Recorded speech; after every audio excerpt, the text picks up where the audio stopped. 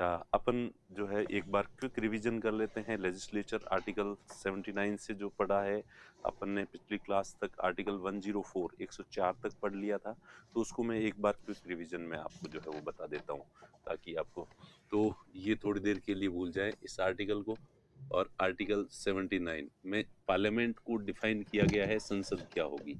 इसमें बताया गया है कि राष्ट्रपति और 2 सदन जो मिल के संसद कहलाएंगे, तो तीनों संसद कहलाते हैं।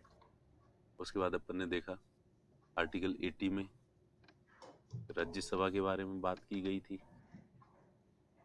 आर्टिकल 81 में लोकसभा की बात की गई थी।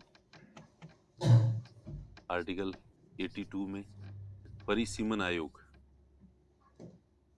डिलिमिटेशन कमीशन, जो लोकसभा और विधानसभा की जो कॉन्स्टिट्यूएंसीज हैं इनको डिसाइड करती है। आर्टिकल 83 में टर्म ऑफ ऑफिस, कार्यकाल बताया गया है, लोकसभा राज्यसभा का कार्यकाल कितना होगा। आर्टिकल 84 में योग्यताएं, क्वालिफिकेशंस बताई गई है कि लोकसभा राज्यसभा के जो सदस्य होंगे इनकी क्वालिफिकेशंस क्या क्या होनी चाहिए। आर्टिकल 85 सत्र, सेशंस बुलाना, प्रेसिडेंट सेशन बुलाएगा, प्रेसिडेंट सेशन को जो है वो प्रोरोग करेगा, समन करना, प्रोरोग करना और लोकसभा को भंग करना। और तो ये जो है वो सत्र और 2 सत्र के बीच 6 मंथ्स का गैप नहीं होना चाहिए। आर्टिकल 86 में है कि संदेश भेज सकता है प्रेसिडेंट, मैसेज भेज सकता है लोकसभा राज्यसभा के अंदर, या अभिभाषण कर सकता है। President can address the parliament. और उसके बाद आर्टिकल 87 में विशेष अभिभाषण की बात की गई है, स्पेशल एड्रेस, विशेष अभिभाषण। स्पेशल एड्रेस क्या होता है? जब भी कोई नई सरकार बनती है, नई सरकार बनने के बाद जो पहला सेशन होता है उसमें दोनों सदनों को साथ बैठा के जो काउंसिल ऑफ मिनिस्टर्स लिख के देती है और उनका आगे का जो भी कार्यकाल होगा उसमें उनका रोड मैप क्या होगा, प्रायोरिटीज क्या होंगी, तो उनके बारे में बात की गई है। और आर्टिकल 88 में, और इस तो एक तो वो है, और एक जो बजट सत्र होता है हर साल, तो उसमें जो अभिभाषण देता है राष्ट्रपति वो स्पेशल एड्रेस होता है, और उसमें एक साल का साल की गवर्नमेंट की जो कार्य योजना होती है वो होती है। 88 में लिखा है कि मंत्री और महान्यायवादी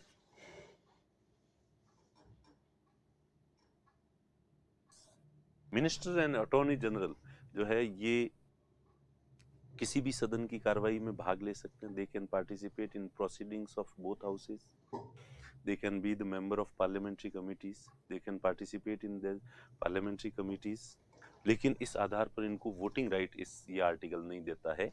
बाकी कार्रवाई में भाग लेने का अधिकार देता आर्टिकल 88। इसके बाद अपन ने देखा आर्टिकल 89। 89 में है कि राज्यसभा के चेयरपर्सन और डेप्यूटी चेयरपर्सन, तो वाइस प्रेसिडेंट जो है वो इसका चेयरपर्सन होगा और डेप्यूटी चेयरपर्सन जो है वो राज्यसभा के मेंबर्स के द्वारा इलेक्ट किया जाएगा। आर्टिकल 90 में जो डेप्यूटी पर्सन है राज्यसभा का, उपसभापति, उसका कार्यकाल बताया गया है और उसको कैसे हटाया जाएगा ये बताया गया है। आर्टिकल 91 में बताया गया है कि अगर चेयरपर्सन नहीं है तो उसकी जगह डेप्यूटी चेयरपर्सन प्रिजाइडिंग ऑफिसर होगा। डेप्यूटी चेयरपर्सन भी नहीं है तो उसकी जगह राज्यसभा के सदस्य, यानी इन्होंने जो पैनल बनाया है वो पैनल का कोई भी सदस्य इसको प्रिजाइड करेगा। और अगर दोनों पोस्ट वैकेंट है, चेयरपर्सन और डेप्यूटी चेयरपर्सन की, तो प्रेसिडेंट किसी को टेम्परेरी जो है वो अपॉइंट करेगा। तो इस तरह से जो है ये लिखा गया है कि और जब भी कोई दूसरा उस कुर्सी पे जो भी आके बैठेगा उसके पास वही पावर्स होंगे जो चेयरपर्सन में होते हैं। तो शक्तियां जो है बताई गई है और कौन करेगा ये वाला सारा चीजें इसमें बताई गई है। उसके बाद है आर्टिकल 92। 92 में है कि प्रिजाइडिंग ऑफिसर नहीं होना, जिसको भी हटाने का रिजोल्यूशन पेश किया गया है और राज्यसभा उस पर डिस्कस कर रही है, चेयरपर्सन या डेप्यूटी चेयरपर्सन, इनमें से किसी को हटाने का रिजोल्यूशन राज्यसभा में आया है और राज्यसभा उस पर डिस्कस कर रही है। तो ऐसे में वो जिसके विरुद्ध रिजोल्यूशन है वो खुद उस समय प्रिजाइडिंग ऑफिसर नहीं हो सकता, पीठासीन अधिकारी नहीं हो सकता, और जो वाइस प्रेसिडेंट है वो तो वोटिंग भी नहीं कर सकता, लेकिन डेप्यूटी चेयरपर्सन जो होता है वो वोट कर सकता है, नॉर्मल वोट दे सकता है। और ये चीज लोकसभा के लिए है। आर्टिकल 93 में लोकसभा के सदस्य as soon as possible elect speaker and deputy speaker from themselves, Lok Sabha के सदस्य यथाशीघ्र अपने में से ही किसी को अध्यक्ष व उपाध्यक्ष निर्वाचित करेंगे, निर्वाचन का दिया गया है। आर्टिकल 94 कार्यकाल अध्यक्ष और उपाध्यक्ष दोनों का, और इनको हटाने की प्रवृत्ति, हटाने की जो प्रक्रिया है वो दी गई है। इसके बाद आर्टिकल 95 में दिया है कि अगर अध्यक्ष नहीं है तो उपाध्यक्ष इसका प्रिजाइडिंग ऑफिसर होगा। उपाध्यक्ष भी नहीं है तो पैनल के सदस्य जो है वो होंगे, उसकी अध्यक्षता करेगा। और अगर दोनों स्थान रिक्त है, बोथ पोस्ट्स आर वैकेंट है, तो ऐसी स्थिति में प्रेसिडेंट राष्ट्रपति जो है वो अपॉइंट करेगा। उसके बाद आर्टिकल 96 में वो की हुई बात कि जिसको भी हटाने का रिजोल्यूशन पेश किया जाता है तो वो पीठासीन अधिकारी नहीं हो सकता, खुद नहीं बैठ सकता उस समय। तो ये हो गया 96। उसके बाद जो है आर्टिकल 97, इनके वेतन भत्ते, ये जो भी है अध्यक्ष उपाध्यक्ष, इनके वेतन और भत्ते की बात की गई है। आर्टिकल 98, सचिवालय, दोनों के अलग अलग सचिवालय होंगे, सेक्रेटरिएट्स होंगे। आर्टिकल 99 में शपथ का प्रोविजन है कि शपथ लिए बिना वो सदन की कार्रवाई में भाग नहीं ले सकते, वो सदन के मेंबर नहीं माने जाएंगे। सदन का मेंबर बनना है तो ओथ लेनी पड़ेगी। और आर्टिकल 100 में जो है कोरम, गणपूर्ति की बात की गई है। ठीक है, किसकी बात की गई है? कोरम पूरा हुए बिना, तो यानी 1/3, इसमें तो 10% लिखा है कॉन्स्टिट्यूशन में, लेकिन सदन को खुद को छूट दी है, लोकसभा राज्यसभा अपने नियम बना के खुद भी अलग तय कर सकते हैं, तो इसमें 10% का प्रोविजन है। लेकिन लोकसभा और नियम राज्यसभा के जो खुद के नियम है उसमें 1/3 मेंबर कम से कम होने चाहिए, तभी सदन की कार्रवाई जो है वो शुरू होगी।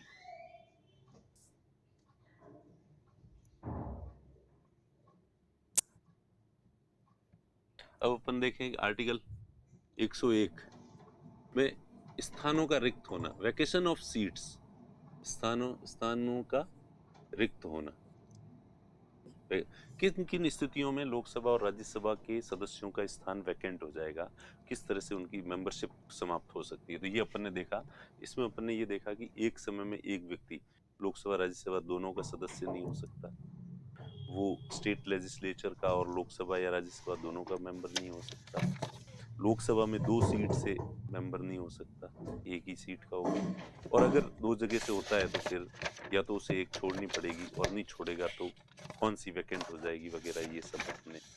इसी तरह से प्रेसिडेंट, वाइस प्रेसिडेंट, गवर्नर वगैरह अगर बनता है तो भी वैकेंट हो जाएगी इसकी सीट। तो ये सब अपन ने जो है वो देखा था।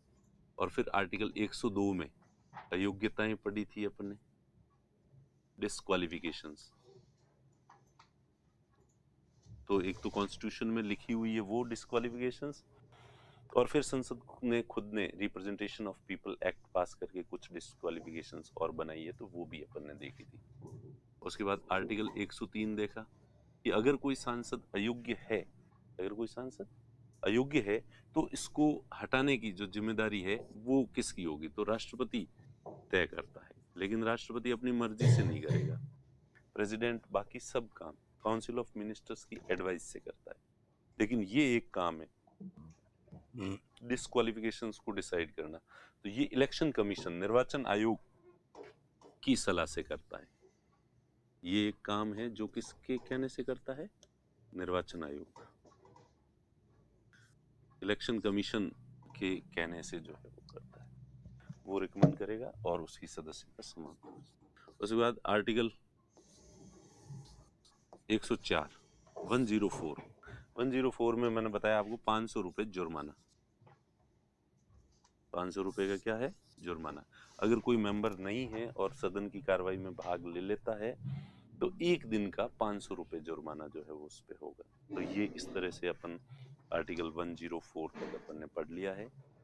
तो ये क्विक रिवीजन था। अब आज अपन पढ़ेंगे